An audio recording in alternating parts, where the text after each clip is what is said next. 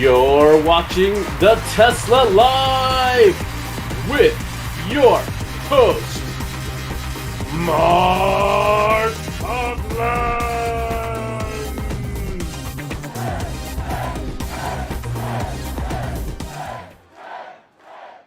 Hello, everybody, and welcome to the Tesla Live number 390 on the 18th of December, 2024. Man, we're getting close to the end of the year. Santa Claus is only a week away, and shortly after that, it'll be 2025. But with that said, Casey Green has joined us, and he seems to be in the great blue yonder. How are you doing, Casey? I'm doing pretty well. It's just the table PC has become a shelf for all the incoming stuff from our trip. So rather than have all that visual clutter behind me, I joined you from the void. That's great. That's great. Also with us, as per usual, Miss Patrick Connor from the West Coast. How are you today, sir? Hello, I am good. Yuletide greetings to everybody. And if you follow the Yule lads, today's Door Slammer Day. So there's your bit of trivia. Door Slammer Day. What is that? Yeah, you got these Yule lads. They're vicious little elves. You got to be careful. They might go and cause mischief and steal your sheep's milk or whatever they do. Sheep's milk. Oh my goodness. There's a full house in chat this evening. Yeah, nice. Yes, there is. Who was in chat first? That was 010. Welcome. Yes. Lee Moon's there. We got Brian from Futuraza has joined us this evening. Oh yeah. Hello, everyone. Thanks so much for being here. Woohoo. Man, Casey, how much budget do you have for fireworks, Casey? As much as Tim Cook will allow. Does everyone else see the fireworks when Casey does the double thumbs up? I do. I don't know if that's on the. How about out there, Lee Moon? Are you seeing the fireworks when Casey does the double thumbs up? Doesn't work for me. Oh, You know, and we know that we have to ask this because last week's show, I saw Casey upside down the whole time. So when I was making jokes about Casey's in Australia this week, nobody saw that except me. Which so I thought I was being hilarious for a joke that no one else even understood. Why Patrick's like, how can you drink like that? I'm like, cranberry juice? Yeah, because he was drinking and it was upside down, and I was making like a joke about a magician. You know, yeah. and here I am thinking, why is Patrick making these crazy jokes? I just don't, am I missing something? What's going on? Mark's like, do they legalize the funny juice over there?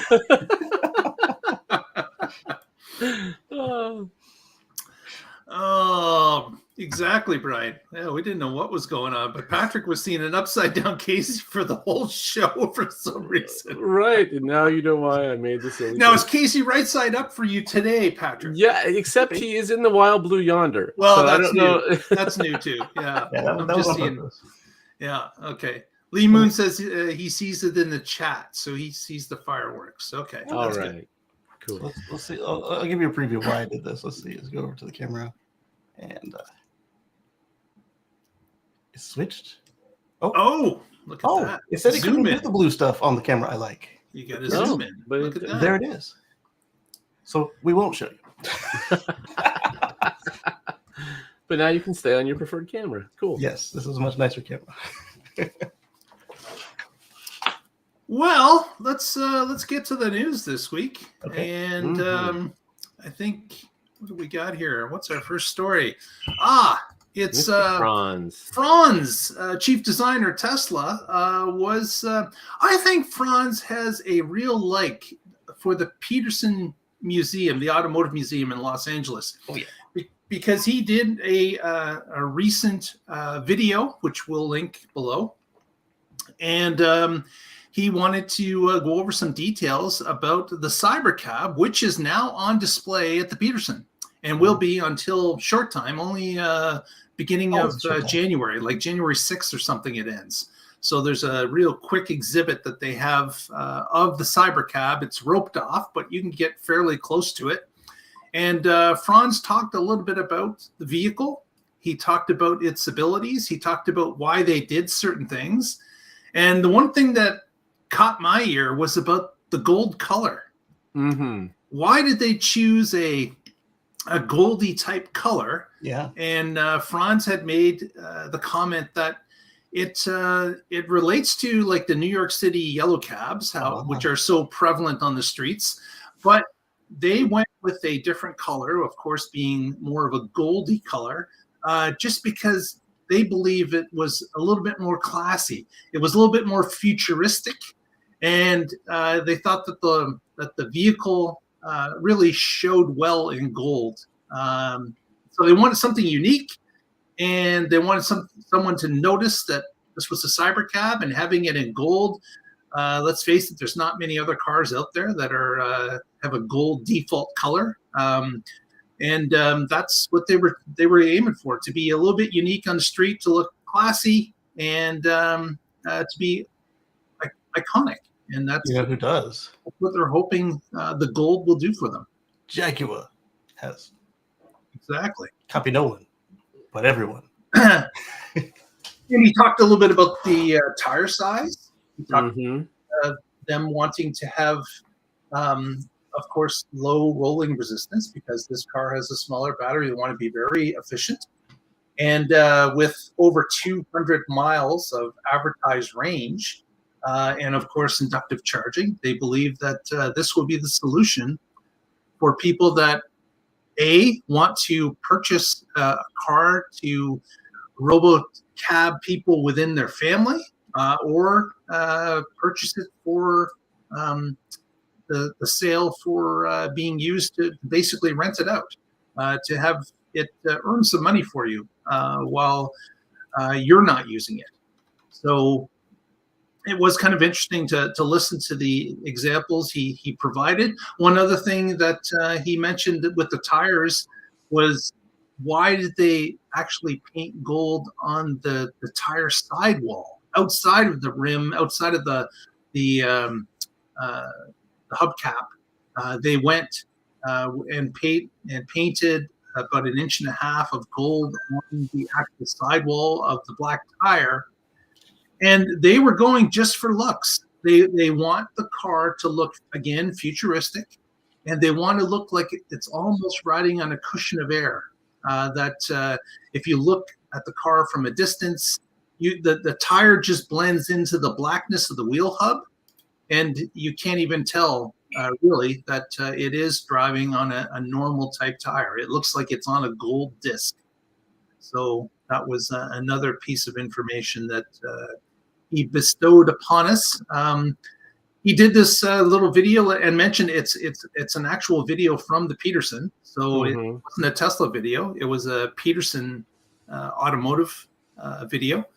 And I found it interesting that the Petersen attached a comment to the video themselves. They kind of stuck it, so it, it's kind of like they're posting it so it stays there. And that statement was about asking people to think before they press the negative or the down thumbs button. Why? Because they were thinking that this was being kind of political. They didn't want people to immediately think, oh, there's a Tesla being displayed at the Petersen, thumbs down, because of not liking Tesla. So what they said this exhibit, you're gonna hate watch this. Let's show it to more people. Yeah, exactly. this exhibit was to show people, to educate people about alternatives that are coming, things that are happening currently in the automotive industry, which is what the Petersen's about, as well as past. And they don't want people to just be slamming the video, because this is something that they believe it's educational, and it helps the public understand what's happening out there in where they believe, where others believe the future of the automobile is going. Hey, well, jokes on the people clicking the thumbs down, because that's still an interaction with the video, and the algorithm loves those too. So anytime you're interacting with it, either way, yeah, that's the Streisand effect to a sort. Yeah, that's right. They And actually, they took that away from some time ago, where they're not even showing the number of thumbs down that a video is given. It's just showing that's thumbs up. Are they afraid of hurting their own feelings? So, I found that interesting. I haven't seen anyone post a comment like that at the top of a video previously, so I thought I'd mention it. That's true, Brian. Watch it, they just complain. Exactly. Haters. So what do you guys think? Is there a connection between Franz and the Petersen, or why do you think that he shows up frequently when there is an exhibit? It seems to be just Franz.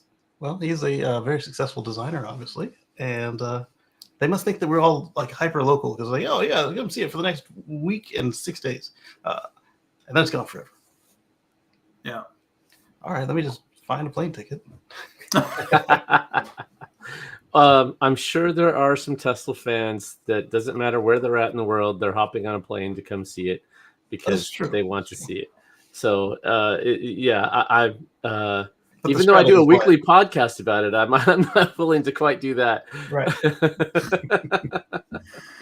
And another bit of information is you may not have to fly to LA at this point to see the Cybercab because they've got it on a media tour. They've got them on a media tour. We believe there was about 20 of them produced, and they are being moved around the country. Miami got it. Europe has received one.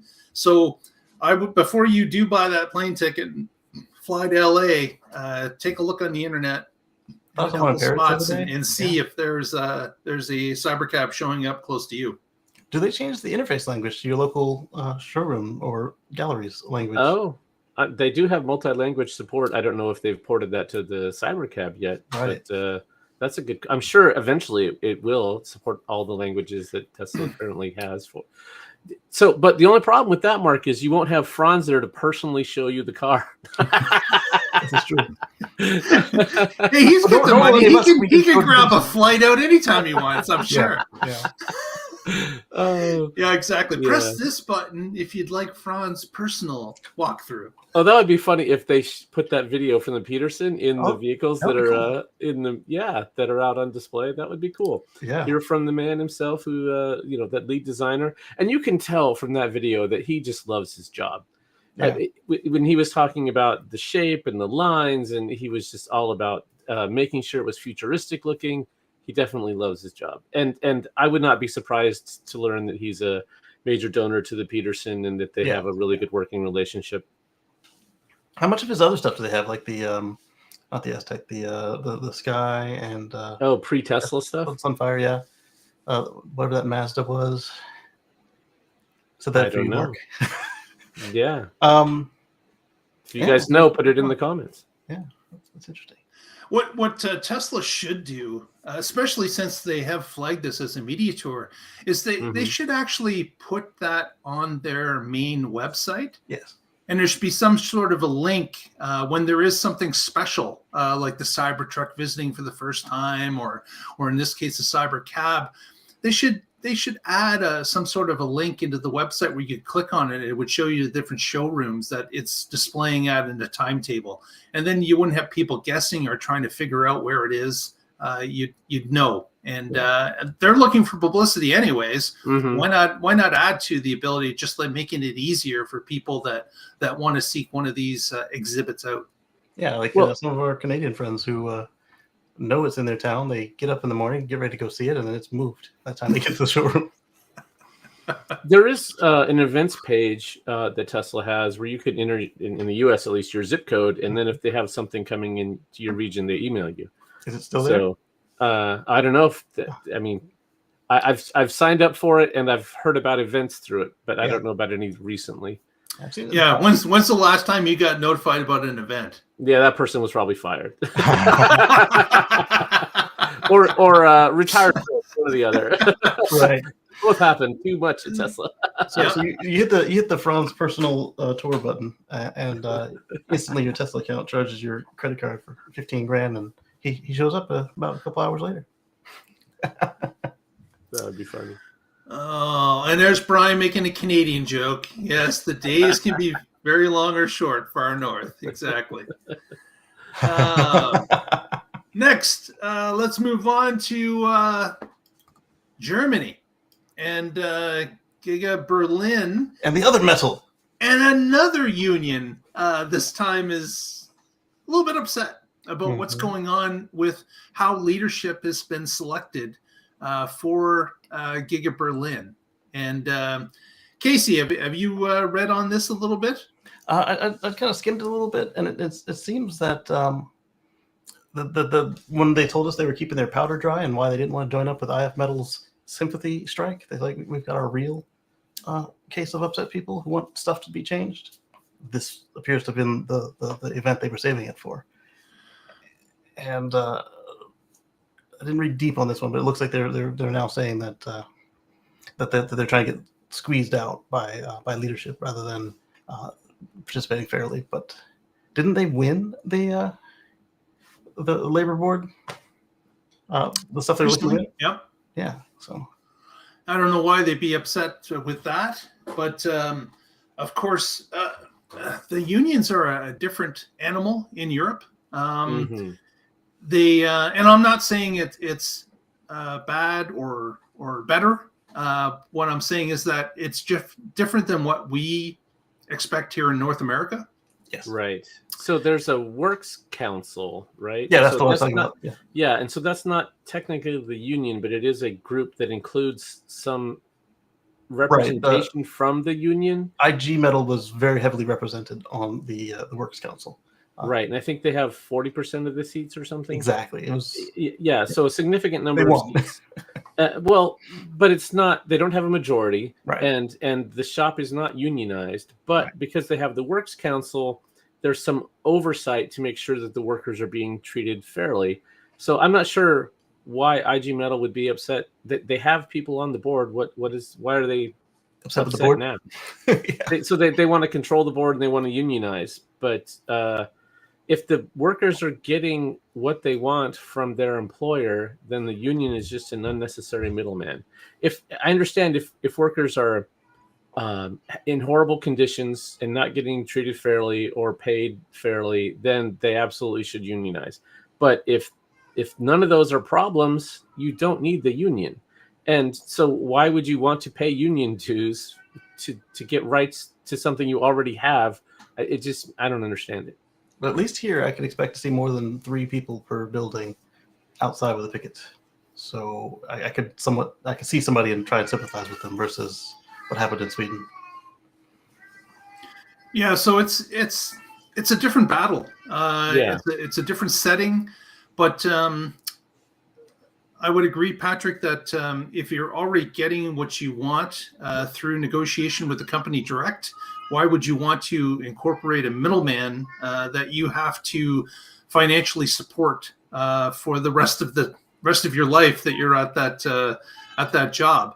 Now, there have been clear cases for unionization required, and we saw a lot of that in the North American market. Once industrialization started, we noticed that a lot of people were being oppressed in the jobs they were, and unions sprung up due to the conditions that existed for the labor market.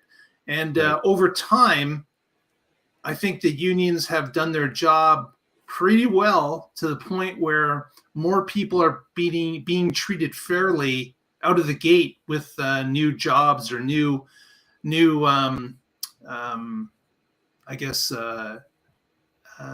industries opening up. But the union is required if that becomes a problem for the workers. The union is required if they start to get oppressed.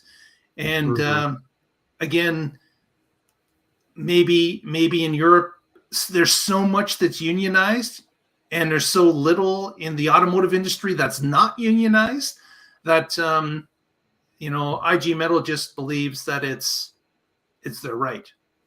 Maybe that's it. Yeah, they have a sense of entitlement, like all employees have to be our members. But on the opposite side of that, the fact that so much of it is unionized, that means if Tesla wants to attract talent, they have to actually offer something that is going to attract said talent. And if they're not competitive, they won't get employees. Like what we saw in Sweden. They when the media came out and said, "Hey, why why aren't you out there with the 3 people? I don't want to have a pay cut and all the stuff that would come with getting what the union is asking. I'm getting a better deal here, and Exactly. cannot blame them when there's the solidarity and all that, but why do you go to work? Is to provide for your family. Mm-hmm. Well, we'll keep our eye on it as time goes along, because there's going to be some negotiation in this, and there's going to be some back and forth, and we will keep an eye on what's happening there in Germany. But hopefully, it's not going to be as bad as what happened in Sweden, which certainly is hurting both sides as well as the consumer. I don't think it will be. Just from what I understand, the only people who can do the sympathy strikes in the Swedish way that remain are the Swedes. So it should look more like what we're used to the rest of the Western world for strikes, if this comes to that, which hopefully they were paying attention and they have another negotiation tactic than that, and can come some kind of agreement and compromise versus starting a strike and hopefully not looking foolish and making a mess of things, but just getting what they're after, making life better. Mm-hmm. We shall see. We shall see. Next, I want to talk a little bit about CyberTruck, and there's been a number of CyberTruck Foundation Series have been released on the internal inventory of Tesla.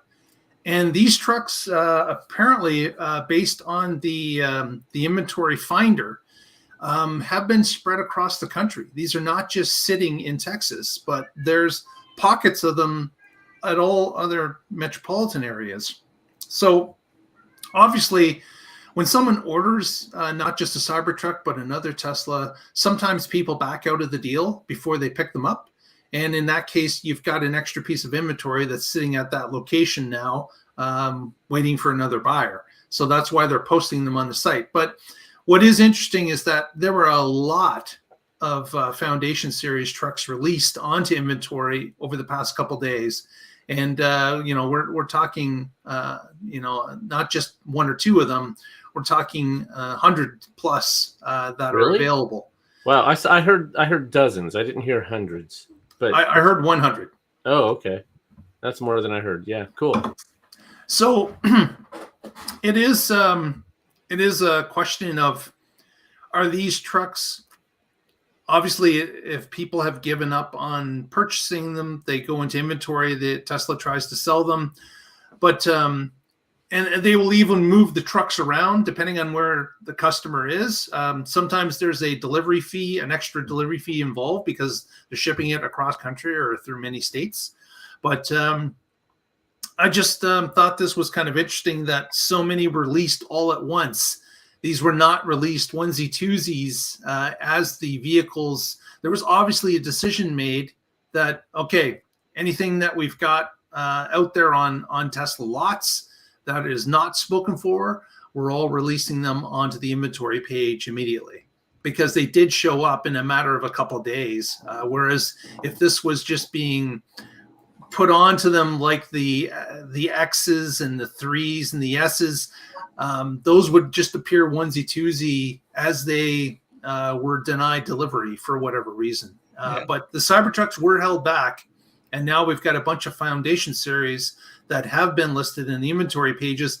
And as far as I can tell from the inventory page article, which we'll have linked below, there's not a price reduction. You're still paying almost the full amount, I would think, based on the MSRP of that vehicle. So there have been rumors that is Tesla looking for maybe rebadging some of these and selling them as the regular vehicle minus the software and the badging. That's a possibility. But as we know, the Foundation Series is actually, laser etched on the sides and back. So I'm not sure if you could actually get that out of the metal. I think you would probably have to have a new metal panel, would be my guess. The rumors I saw said buffed, but then you've also got the dash panel as well as the VIN. You can't re-VIN it once you've made it. Yeah, the VIN can't really change, can it? Mm-hmm. Although if my money were ready for it, I would certainly be glad to help them out, but it's not. So they can hang on to Well, it a lot of the longer. things that the Foundation series come with are software updates, some Yep. of them at least. So you and get accessories, yeah. Mm-hmm. yeah, FSD is with it. What I assume free premium connectivity for life. Mm-hmm. Yep.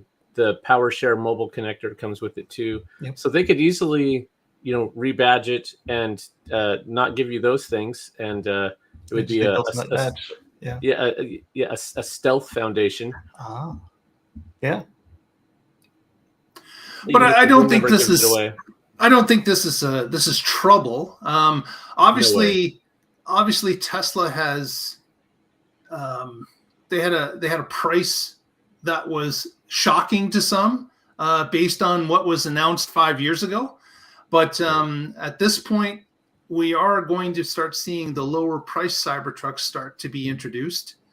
There will be, we've got a $20,000 drop in price from the Foundation just to the regular truck. Yep. And then depending, of course, on the volume that is produced for those trucks, we may have a lot longer of a waiting list because a lot of people dropped off the waiting list or refused delivery because the Foundation was the only thing that was available. And they knew that they were going to spend at least another $20,000 on that vehicle US if they were taking the Foundation. So over time, some of those people may come back on because they see that the regular truck is now available. So we will have to see as time goes along as to whether or not Tesla is pressed into even going further on price discounting, or maybe introducing the single motor truck a lot quicker than expected. There's a whole number of things, demand levers that Tesla can pull based on what the uptake is on these non-Foundation trucks. Yeah, I was going to point out that the rear-wheel drive is still inbound at some point. So yeah, so I mean, think about it. 100 trucks might sound like a lot, but if you think about the scale that Tesla is manufacturing at, if they said, okay, we think we're going to sell this many, and they ended up selling just 100 less, this is always something you would rather overshoot a little, because you can do things like pull demand levers and reduce prices to get rid of some of the extra. But if you undershoot it, then you don't have a vehicle for someone who's willing to pay you for it, or you have to make them wait a long time. And that's, people don't want to do that either. Right. So 100 trucks, and they're going to try to sell them by the end of the year, which is why they're putting them on inventory now. So you can just pay and grab it and go and be done. Exactly. If you want a Foundation series, this might be your last chance. Exactly. See the way my money's set up right now. You're thinking about it, aren't you? Of course. But, the little one likes to eat. So, RC, what do you mean by did Franz talk about it? What did he talk about? What's your question? Yeah. Next, let's move on to what do we got here? We've got yes, Mr. Supercharger probably knows all about this. But what's happening with Cybertruck and charging times? Oh, yes. So there's plenty of good news on Cybertruck. So now at the V3 Plus stations, we've talked about this. The V3 Plus is the V3 cabinet with a V4 post dispenser, whatever Tesla decides to call it this week. They've used them all in the last month. But with the V4 equipment, the customer-facing side, you can now charge at 325 kilowatts at select and growing. The number of locations is growing. Supercharger sites where you can take full advantage of what the site can offer.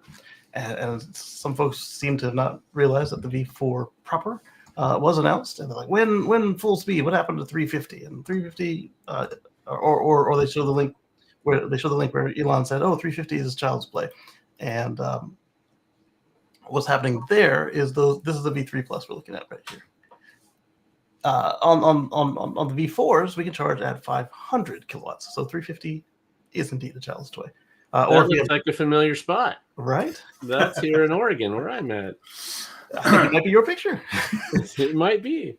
Or if you have one Tesla Semi and a MCS2 connection, you can charge a Tesla Semi at 1.2 megawatts. So 500 kilowatts is pretty darn nice. But that's coming sometime next year. So in the meantime, on stations that look like this, where you've got the large square cabinets off to the distance, where they each have 4 connections, you can do up to 325 on your Cybertruck. So this allows them as like a middle step, because we've got Tesla listed about 18 or so of these chargers, including Wilsonville, Oregon, as locations that can now charge a step up for the Cybertruck. Exactly.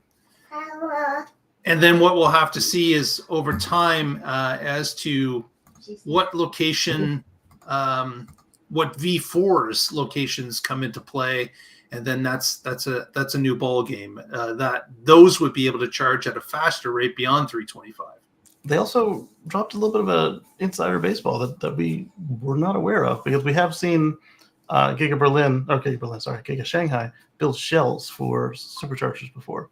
However, they let us know that Giga Buffalo builds all the supercharger hardware. So I don't know if Shanghai is now out of the shell business or what, but they're telling us that all V3s, V3 Pluses, and V4s are coming from Buffalo. So way to go, New York. Okay. And that's certainly helping the job situation in New York. Absolutely. If they're building all of them. Yeah, when they said all, I wonder if there was a qualifier there that just kind of got chopped off. Like maybe they meant all for North America or something like that. It could have been, because we talked about how they like to localize their supply chain. That and the tariffs that are coming everywhere, that just seems that a lost opportunity right there. Yeah. So Brian and I might have to find a Cybertruck and go and see how fast we can charge it. 1.21 gigawatts, of course. Almost 1/10 of that. Well, 10 trucks. We got to get 10 trucks. 10 trucks. So that's kind of interesting that that this rollout is started with about, like I said, the Tesla indicated 17 or 18 different sites, including Wilsonville, were on the first list. Now, there are more than these 3.5 chargers out there than 17, 18. Got to believe at this point that we've got, we must have close to 100 of them out there in North America alone. It'll be interesting to see why certain ones are turned on and certain ones are not. We've seen this once before when twice before actually, three times before when the V1s got upgraded to 100 kilowatts from 90, and when the V2s got their 150 from 120, and here it is again with the V3s, V3 pluses, I should say. But eventually, like you weren't having to retrofit stations, right? Like there were no crews going out to those V2s. For the V2s, no, but for the V1s, yes. And so I suspect this will be like that, because there are still some V2s that never got the upgrade. Either they were out of signal for the upgrade, or whatever they were testing and running in there, these ones might have been early and couldn't handle it, or maybe it's like overclocking. You can't see it. Overclocking a computer, like this one behind me, and they all just do it differently. So they never got the blessing to go to the full 250. Right. Oh, sorry, 150. 250 is a V3. So this is one thing that's cool, and it's all behind the scenes. But I mean, like you just went through the history there, how they started at 90 kilowatts and now we're at 325 kilowatts. So also turn over to 500. 3.5 times better than it was, and so and that is yes, it's just the peak, but that's a vehicle being charged faster. That's allowing that one spot to service more vehicles, in addition to adding more spots. The technology advances and keeps moving forward, and if we keep up this progress, another decade, we'll be charging it 3 times faster than this, and that's just awesome. Yes, I think so. Yeah, it's that tack on technology getting better and better, and benefits it's all. And you're right, it may not make a huge difference from year 1 to year 2, but if you look at year 1 to year 6, there's this cumulative change, a compounding of benefits that roll on. And that's not just in supercharging. That's in the design of the vehicle. That's in the battery production. That's in the manufacturing costs. That's in all of it. All these things contribute to lowering the cost of driving these vehicles. Yeah, and it seems like just yesterday it said 3 of us, but supercharging is now 12 years old. Wow. Yeah. Right. That is a long time. I remember that first corridor following I-5 in California with just a couple of stops along the way. It was like 3 stops up in the Northeast with Mr. Broder. Exactly. He couldn't find the station. I went to that station. It was very easy to find. And that was in my Volt, so I didn't have the map to help me like he did. Right. Yes. What, a journalist making something up for a story to be exciting? That never happens. No. It should never happen. But Never. Yeah, I can't say that never happens. So another bit of news this weekend as well. We did 40 hours in the car. For you saw us over at the inn. So yeah. Speaking of that, Lee Moon in the chat has indicated that he took a 330-mile round trip from Brunswick, Georgia, and was able to stop at a V4 Supercharger, arrive back at 11%, took 28 minutes to get to 80%, and then had 40 miles left of his estimated range remaining when he arrived, when he finished the journey. So again, quick charges, 28 minutes to go from 11% to 80%. So I know that when I've done the longer trips, the trip computer, I find it cautions on making sure you get overcharged because maybe it's just to make everyone feel at ease. But I know that you can shave a few minutes off easily with the basic computer assumptions if your weather's not changing, and of course the elevation you're driving is not changing, and there's no rain in the forecast. But it is interesting to see how the car does provide you with some estimates that can be beat if you are used to your vehicle. I do have a word of warning and caution, though. You guys remember that, 3 years ago now, I told you about when I know my car, and I kept coming in at 0 and under 0 and didn't realize it. This weekend, when we went from the inn to the funeral, I did not do that. I was like, all right, so this is what I would do if I were to pick it, but we had plenty of time, so we opted to just let the car do its thing. We were burning about 20 miles an hour of running down the road in heater because the temperature dropped 60 degrees from when we charged the car. Conditions had changed. Yeah, so the car knew about it and it had adjusted and compensated for that. But had I still been running in that headspace of, it's about 40 degrees outside when it was really like 19. And I parked the car at almost 60.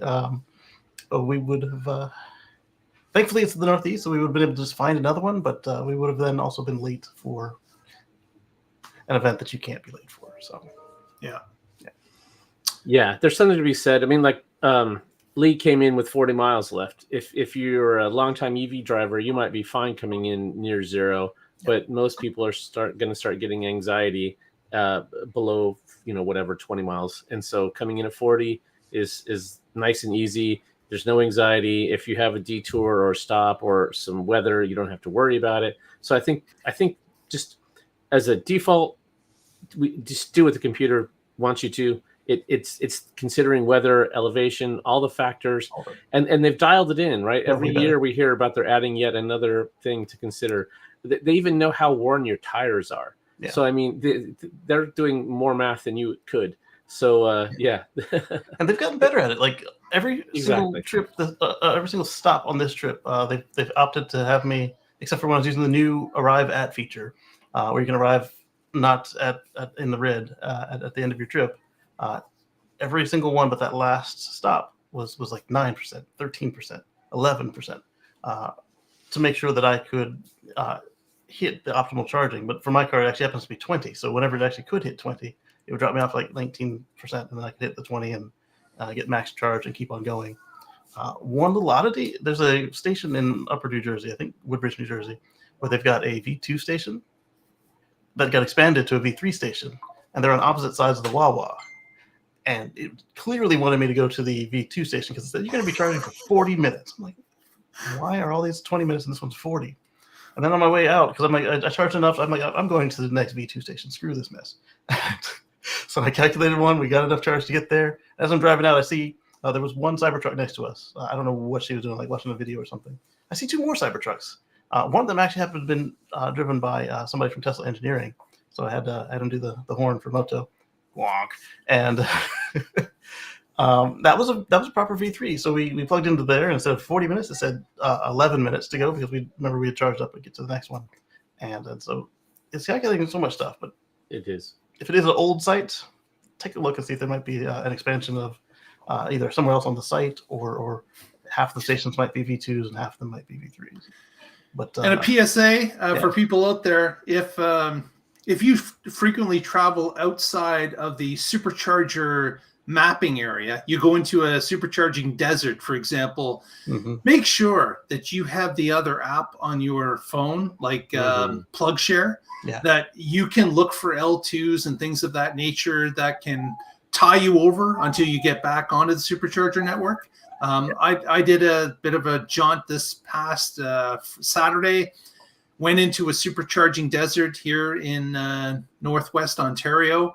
And with the cold temperatures, I was burning a lot more electrons than I was used to. Yeah, and I was able to get myself almost in trouble. But because I like had the almost part of that. because I have the PlugShare app, I was able to look at my destination, what's in town that I can plug into an L2. And since I'm there for 4 or 5 hours anyways, that'll tide me over and get me back onto the supercharger network, which it handily did. So always have that PlugShare in your back pocket because it can come in handy depending on the circumstances. Definitely. And they're starting to add non-Tesla spots into the mapping in the vehicle, so that helps as well. And then another little tip or trick here is if I'm going to drive somewhere and back, I'll often just put in my home as my destination, even while I'm at home, and then add a stop. And that way it's calculating the whole route. So it won't just, end me at that spot with a low charge if there's nothing around there. Right. And that's where the new feature, you can go into edit trip inside the car. That's right. And say arrive at and whatever miles or percent you need. And so I'll be using that when I go to my sister's house a lot more. But I used that particularly. There was a part of this trip where we did a little stopover, and I'm like, I need 25%. So I put that in there, and it was the funeral itself, because I looked, and there were no chargers that weren't in a $100 a day garage or something. So I told it I need to arrive there with 25% because I wanted Sentry Mode to work as well and be able to turn on the heater, and it got us there with 35%. So that was nice. Right. So with your method, you have to know what percentage you need to get somewhere. With mine, it figures it all out for you. So. All right. We on this program have been guessing back and forth as to who would be the first one would have a native NACS charger on their next vehiel. And we were all wrong. That number came out, that name came out, and you're right. None of us guessed it. Because why would we? Well, actually, we talked about it and said Lucid. Sorry, Mark, I gave away a spoiler. We said this company has some bad blood, and they probably wouldn't be first. And they are. Yeah. And they are. So the Lucid Gravity, which is the new model that they are producing in the United States, comes with a native NACS port and is being produced. Now, they're not being produced in huge volumes. They are a $100,000 vehicle, but they are starting to produce them. So congratulations to Lucid, who has officially joined the NACS network as a full-fledged member, because they're not just using an adapter to get the charge to their vehicle. So correct. There have Brian is asking, have customer deliveries begun? I saw that they were coming off the line with it, but to be fair, I'm not sure if a customer has actually received it, but they're definitely coming off the line with it. So they got to be heading to customers at some point in the near future if they're not already there. Yeah, they're en route for most people, but the car magazines have had their hands on it already. So it's imminent. I think at this point it's safe to say they beat Ford and Chevy and Aptera and Ford was first to announce, or maybe Aptera, depending on how you read it. How you class it,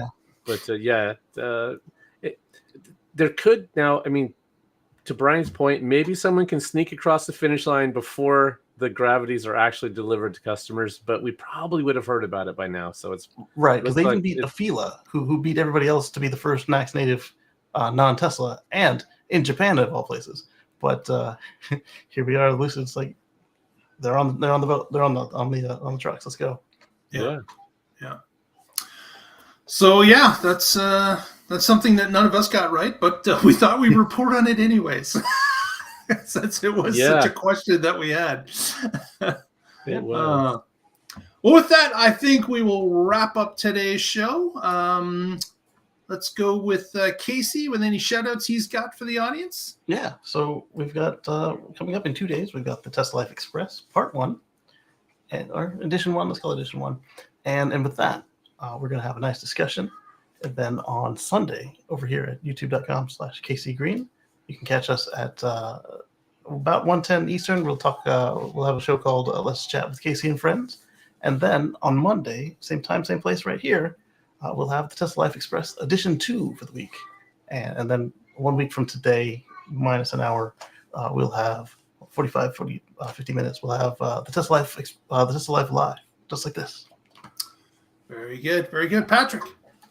As always, I'm with the Oregon Electric Vehicle Association. You can find us at oeva.org.